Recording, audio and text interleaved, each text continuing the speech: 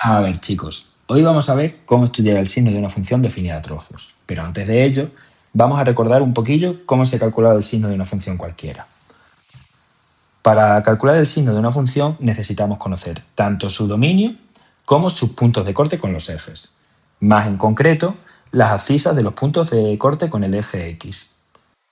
Vamos a ver, en primer lugar, algún ejemplo con alguna función elemental. Por ejemplo, con la función racional 1 partido de x.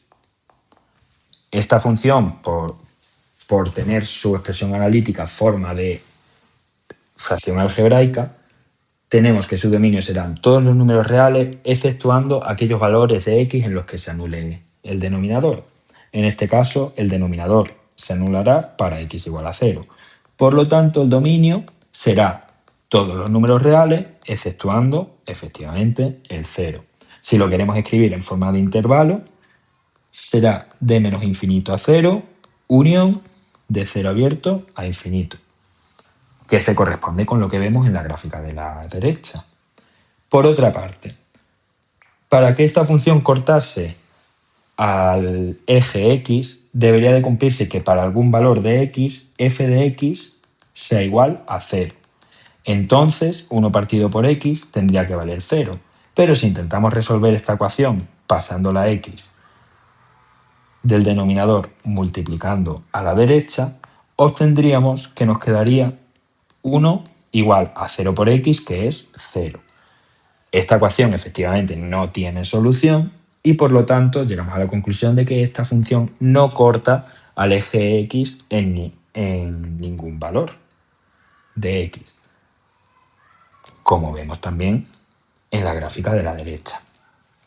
Ahora, si quisiéramos estudiar el signo, al no tener punto de corte con el eje x, solo tendríamos que tener en cuenta el dominio, que el dominio es todos los números reales, exceptuando el 0. Tenemos así la recta dividida en dos intervalos. Ahora, sabemos que en cada intervalo, al no ser discontinua la función dentro de ese intervalo y al no cortar el eje x, el signo se va a mantener a lo largo de todo el intervalo. Así que, si evaluamos nuestra función en algún valor cualquiera de cada uno de los intervalos, vamos a obtener qué signo toma la función en el intervalo entero. Así, si cogemos a la izquierda del 0, por ejemplo, el menos 1, tenemos que f de menos 1 es igual a 1 partido de menos 1, que es menos 1, que es negativo. Por lo tanto, sabemos que en todo ese intervalo, desde el menos infinito hasta el 0, abierto evidentemente, puesto que en 0 no hay función, la función va a ser negativa. De la misma forma, si tomamos el 1 a la derecha del 0, vamos a ver que en f de 1 la función vale 1, que es un número positivo, y por lo tanto, en todo el intervalo de 0 a infinito, la función tendrá signo positivo. Por lo tanto, escribiríamos el signo de nuestra función como que f de x es positiva en el intervalo de 0 abierto a más infinito y f de x es negativa en el intervalo de menos infinito al 0 abierto. Otra función elemental que conocemos es la función logaritmo de x. En este caso, el logaritmo decimal. Esta función no solo corta al eje x en algún punto, al contrario que la anterior, sino que además tiene restricción del dominio, ya que, al ser una función logarítmica, el argumento ha de ser siempre positivo. Por lo tanto, los valores para los que el argumento sean menor o igual que 0, debemos obviarlos. Así, de todo el conjunto de los números reales, si quitamos todos los negativos y el 0, nos queda que el dominio de esta función es del 0 abierto al más infinito. Ahora bien, ¿cuándo corta esta función el eje x? Pues como ya sabemos, para averiguarlo tenemos que sustituir f de x por 0 y calcular el valor de x que haga que cumpla eso. En este caso, si el logaritmo de x vale 0, por las propiedades de los logaritmos, sabemos que esto significa que 10 elevado a 0 es igual a x. Ahora, como cualquier número elevado a 0, excepto el 0, da de resultado 1, tenemos que nuestra función corta al eje x en el punto de abscisa x igual a 1. Por lo tanto, si queremos estudiar el signo, basta con coger la recta real, tanto el 0 como los valores que se encuentren a la izquierda del 0, debemos quitarlos porque no están en nuestro dominio. Y debemos marcar el 1, ya que aquí la función vale 0. Ahora tenemos dos intervalos, al igual que antes. Ahora uno va a ser de 0 abierto a 1 abierto y otro va a ser de 1 abierto a más infinito. Para descubrir cómo se comporta la función en estos intervalos, basta con coger dos valores, por ejemplo, entre el 0 y el 1 podemos coger el 0,1 y del 1 al infinito podemos tomar el 10. F de 0,1 sería el logaritmo de 0,1, que es igual a menos 1, que es menor que 0. Por lo tanto, en todo este intervalo la función va a ser negativa. De la misma forma que f de 10, que va a ser el logaritmo de 10, es igual a 1, que es mayor que 0, y por lo tanto en ese intervalo la función va a ser positiva. De esta forma, el signo de la función elemental logarítmica sería que f de x es positiva en el intervalo de 1 abierto a más infinito y f de x es negativa en el intervalo del 0 al 1, ambos extremos abiertos. Algunas menciones honoríficas de funciones elementales que caben señalar son la función radical raíz de x, cuyo dominio es todos los números reales positivos, incluyendo el 0, es decir, de 0 cerrado a más infinito, y que corta al eje x en el punto 0, 0, en el origen de coordenadas. Esta función, salvando en el punto donde corta el eje x, va a ser siempre positiva. Y la función exponencial e elevado a x, cuyo dominio es todos los números reales, que no corta el eje x en ningún punto y que es siempre positiva, es decir, es mayor que 0 para cualquier valor de x. ¿Qué ocurre si lo que tenemos, por ejemplo, es una función polinómica, por ejemplo, la función f de x igual a x al cubo menos x? Pues en este caso sabemos que el dominio de cualquier función polinómica es todos los números reales. Así que lo único que tenemos que calcular y de lo único que tenemos que preocuparnos es de los puntos de corte con el eje x. Así los calculamos resolviendo la ecuación que genera el igualar su expresión analítica a 0, que tiene las soluciones x igual a 0, x igual a 1 y x igual a menos 1 en el caso que tenemos entre manos. Así, si marcamos en la recta real los valores menos 1, 0 y 1, en los cuales la función toma el valor 0, podemos evaluar con cualquier número de cada intervalo el signo de la función. Por ejemplo, a la izquierda del menos 1 tenemos el menos 2, que f de menos 2 sería menos 8 más 2, que son menos 6, que es un número negativo. Por lo tanto, de menos infinito a menos 1, abierto evidentemente, la función será negativa. En el intervalo menos 1, 0 podríamos coger, por ejemplo, el menos 0,5 y menos 0,5 es menos 0,5 al cubo, que son menos 0,125, menos 0,5, que son más 0,5, lo cual da 0,375, que es mayor que 0. Por lo tanto, en este intervalo la función es positiva. Entre el 0 y el 1 podemos coger el 0,5, en el cual la función valdrá 0,125 menos 0,5, que es menos 0,375, negativo. Y a la derecha del 1, tomando el 2, la función toma el valor 6, el cual es positivo. Por lo tanto, ¿cuál sería el signo de nuestra función? Pues f de x es positiva en los intervalos del -1 al 0 abierto, unión con el 1 abierto más infinito, y sería negativa en los intervalos de menos infinito a -1 abierto, unido con el intervalo de 0 a 1, ambos extremos abiertos. Vale, ya hemos recordado cómo se calculaba el signo de una función cualquiera. Ahora, ¿qué hacemos cuando lo que tenemos es una función definida a trozos? Por ejemplo, f de x igual a x al cuadrado menos 1, cuando la x es menor o igual que 0, y e elevado a x si la x es mayor que 0. Pues lo que tenemos que hacer en estos casos es tratar cada uno de los trozos de la función como si fueran funciones independientes. Es decir, vamos a estudiar primero el signo de la función x cuadrado menos 1 en el intervalo correspondiente y después el signo de la función e elevado a x en el intervalo en el que esté definida. Cuando ya hayamos estudiado los signos de ambos trozos de la función, los pondremos en común para estudiar así el signo de la función f de x. Es decir, por ejemplo, la función x cuadrado menos 1, según como está definida para f de x, está definida exclusivamente en el intervalo de menos infinito al 0 cerrado.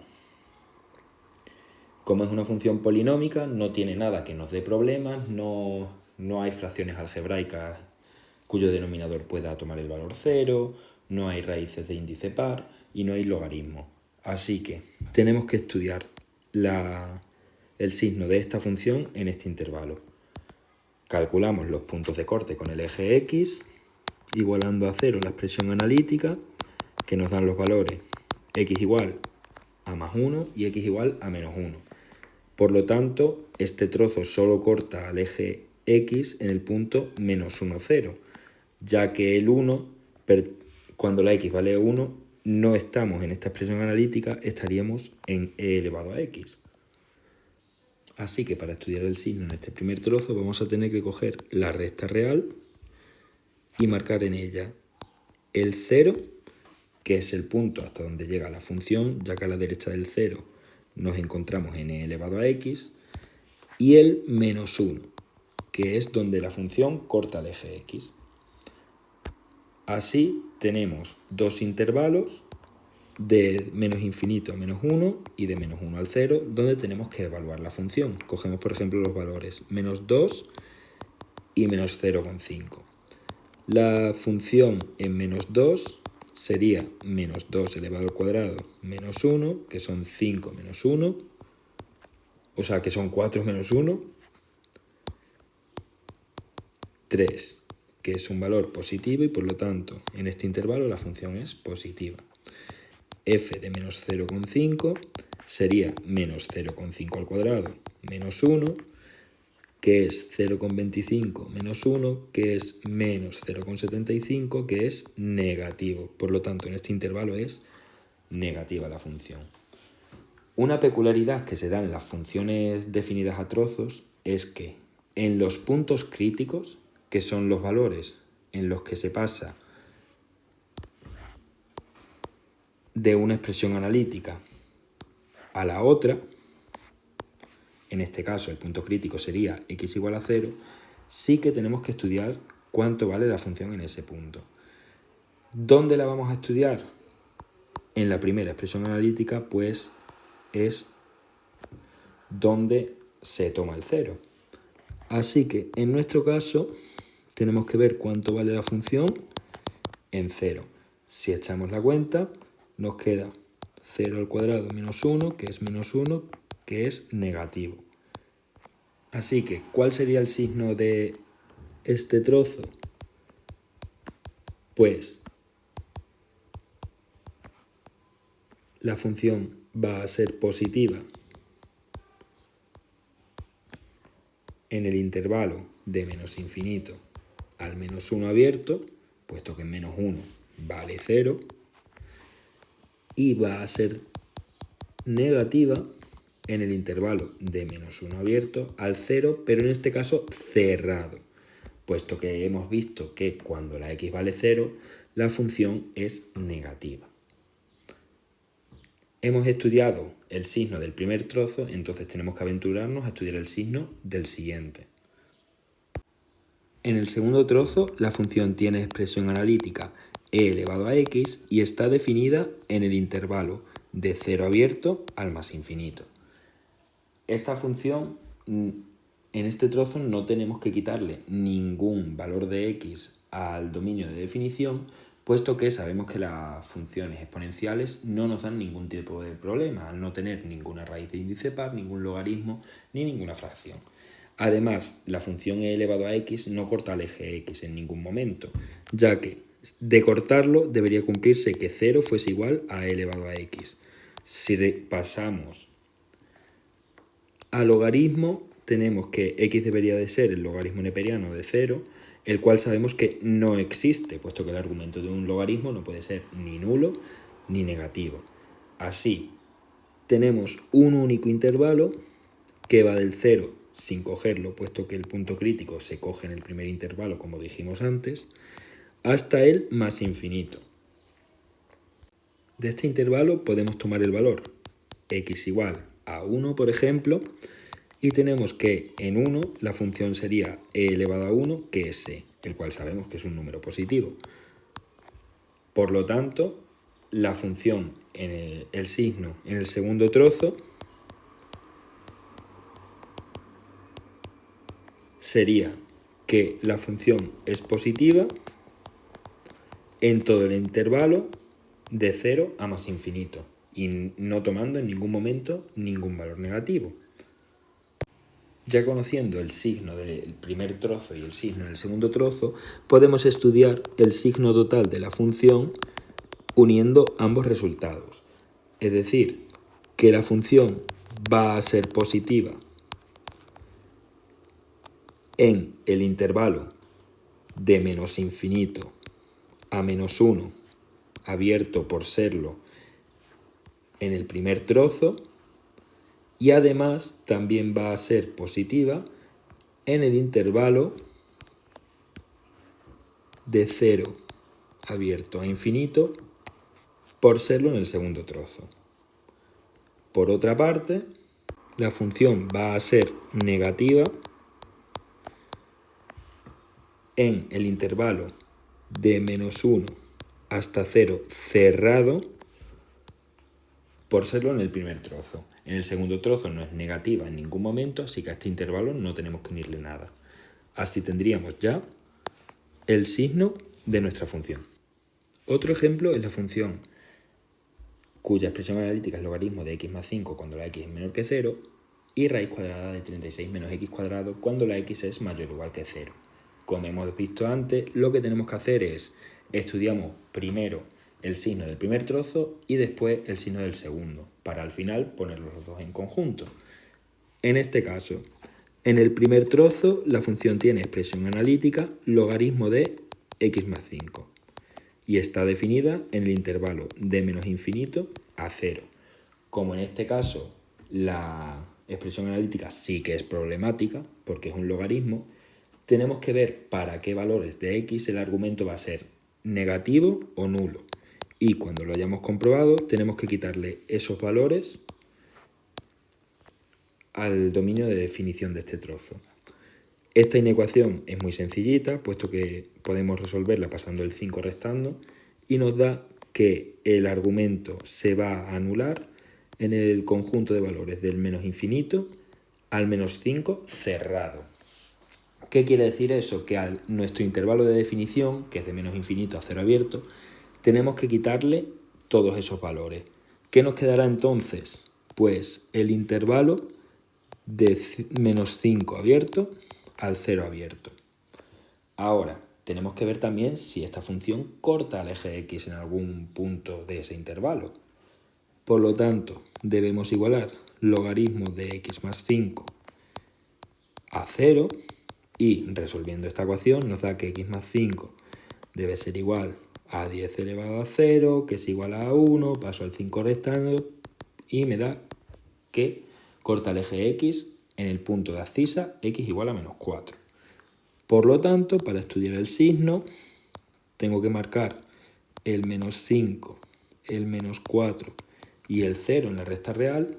Lo de la izquierda del -5 y el -5 lo quito porque no están en mi intervalo, en mi dominio de definición. El 0 y los números positivos los quito puesto que ahí estamos en el segundo trozo. Y además sé que en -4 la función vale 0. Así, solo tengo que estudiar el signo en los dos intervalos que se me generan, del -5 al -4 y del -4 al 0. Si cojo, por ejemplo, los valores -4,9 y -0,1, evaluando la función en esos valores, tengo que -4,9 es igual al logaritmo de 0,1, que sabemos que es -1, el cual es un número negativo y por lo tanto en todo ese intervalo la función va a ser negativa. Sin embargo, si evalúo la función en -0,1, voy a obtener el logaritmo de 4,9, que es un número irracional, pero sabemos que los logaritmos cuyo argumento es superior a la unidad van a ser siempre positivos. Por lo tanto, del -4 abierto al 0 abierto va a ser positivo. Es decir, que el signo del primer trozo va a ser que la función es positiva en el intervalo de -4 abierto al 0 abierto y va a ser negativa en el intervalo del -5 abierto al -4 abierto. En el segundo trozo, la función tiene expresión analítica raíz cuadrada de 36 menos x al cuadrado y está definida en el intervalo de 0 cerrado al más infinito. Como la función es radical de índice par, debemos de ver para qué valores de x el radicando va a ser negativo. Para resolver esta inecuación sustituimos el signo de desigualdad por un igual y nos queda 36 menos x cuadrado igual a 0, que pasando la x cuadrado al otro lado sumando y el cuadrado como más menos raíz cuadrada, nos da que tiene dos soluciones, más 6 y menos 6. Si estudiamos el signo de esta expresión en toda la recta de los números reales, podríamos estudiarla a partir del 0, porque sabemos que del 0 en adelante no es cuando tenemos esta función, antes no. Pero si queremos estudiar el signo global de esta expresión analítica, podemos hacerlo también. Sería marcando en la recta real el -6 y el 6, y cogeríamos, por ejemplo, el -7, el 0 y el 7, y tenemos que para -7 queda 36 menos -7 al cuadrado, que es 36 menos 49, que es -13, que es un número negativo. Para 0 queda 36 menos 0 al cuadrado, que es 36, que es positivo. Y para 7 nos quedaría también -13. Para calcular el signo de este trozo deberíamos de tener en cuenta también las abscisas de los puntos de corte con el eje X. Sin embargo, sabemos que la función radical solo va a cortar al eje X en los puntos donde se anula el radicando, que en este caso, como ya hemos calculado anteriormente, es en 6, puesto que el -6 no pertenece al dominio de definición de este trozo. Así que sabemos que f de x va a ser igual a 0 en x igual a 6, y por lo tanto para estudiar el dominio, el signo solo tendríamos que ver del 0 cerrado, puesto que a la izquierda del 0 nos encontramos en el anterior trozo, hasta el 6.